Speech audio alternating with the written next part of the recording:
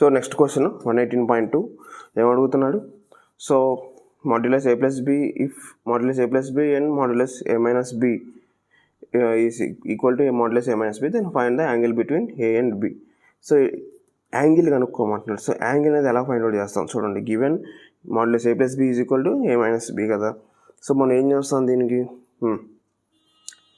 Given ఇది ఇచ్చాడు. So మనం ఏం చేస్తాం, given modulus a plus b is equal to modulus a minus B.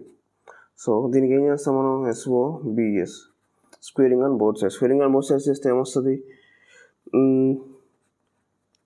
Plus b whole square is equal to m minus b whole square. So నేను bar తీసేస్తున్నాను, a square plus b square plus 2ab is equal to a square plus b square minus 2ab.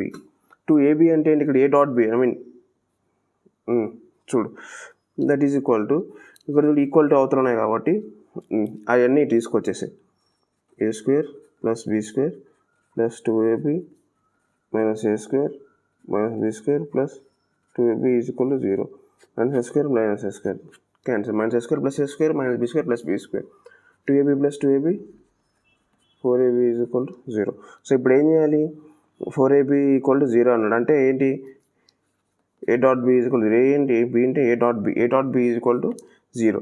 So a dot b అనేది 0 అయిందంటే ఏంటిది అర్థం ఏంటి, this is perpendicular అన్నట్టు. So అప్పుడు perpendicular ఉన్నప్పుడు angle between a and b ఏమవుతుంది అని అంటే 90 degrees అవుతుంది.